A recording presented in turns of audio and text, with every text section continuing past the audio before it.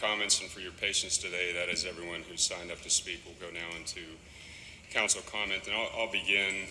I've said before on occasion that not every council session has a vote that has weight, so much so that the vote would be remembered, but I think that this is one of those moments. Before us today is a critical vote for the future of our city.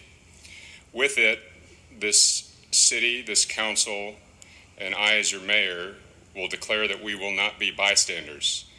In no simpler terms, here and around the world, we are in the midst of a climate emergency. In San Antonio, we do not need to imagine what climate change looks like. The impacts are already being felt. Longer and more intense heat, more frequent and extreme weather events, flooding, extended drought. The economic loss alone is staggering.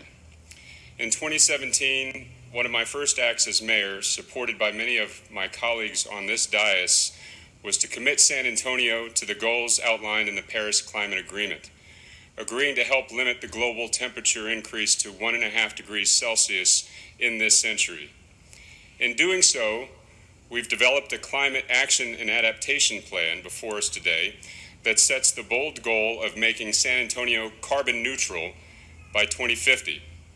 And though the future of our political climate may be fraught with uncertainties, we will commit to chart a path forward for environmental clarity. We know that climate change is real, and it disproportionately affects our most vulnerable communities. We know that we're destined for more weeks, if not months, of extreme heat and extreme weather events if our climate crisis is not addressed.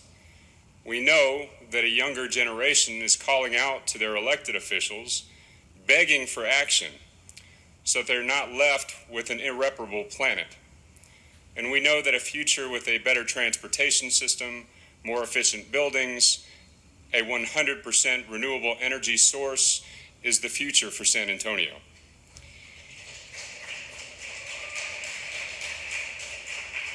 Moving forward, we'll work diligently to implement each and every item found in this plan.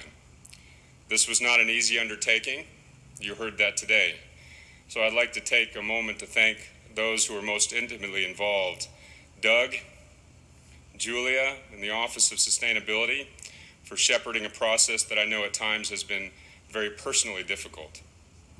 I'd also like to thank our CAAP steering and technical working group committees for providing most earnest community input on a plan that will provide for a cleaner, healthier San Antonio. And I certainly want to call out our co-chairs, Dr. Femi Osadeli, as well as Anita Ledbetter. Your stewardship has been so critical and so important.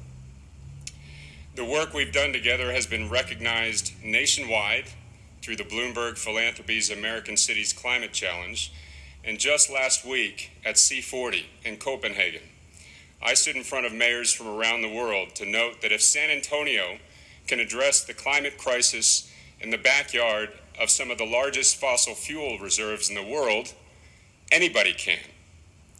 I know that City Council will be diligent as we work to form policies and take initiatives from CAAP, and I can guarantee each action will have a cost estimate and analysis attached to it.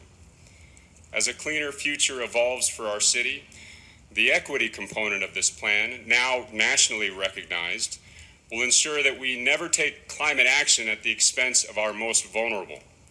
Ensuring climate action is met with climate justice will provide for the most equitable approach as we move this plan forward. Soon we'll begin to work to measure and benchmark energy use in municipal and large private buildings throughout San Antonio. We'll help retrofit older buildings to be more energy efficient, complete a plan to run all municipal facilities on 100% renewable energy sources, and install permanent citizen oversight through the CAAP technical and equity advisory committees to provide input as we implement every phase of this plan. Simply put, CAAP won't have the time to collect any dust. It's a living document which will undoubtedly adapt and evolve as emerging technologies and community receive input and give input. And just because a strategy is not included in this draft, it doesn't mean that it's been excluded from our future. Going forward, everything is on the table.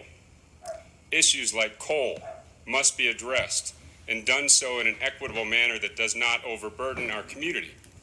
Those discussions must take place with everyone here in this room and must be clear-headed, data-informed, and transparent. We must begin now to publicly analyze the cost of accelerating renewable energy sources into San Antonio's portfolio while ending the use of coal. And those costs are not just in dollar signs.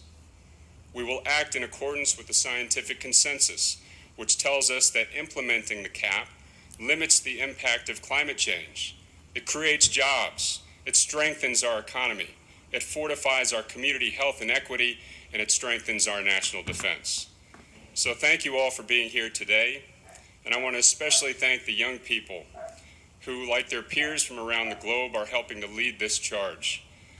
I will create a council of youth ambassadors so that we never lose your voice as we and future administrations work to implement this framework. Thank you also to my colleagues for your questions and concerns over the past year, and thank you to the San Antonio community for supporting a plan that will ensure we leave this city better than we found it.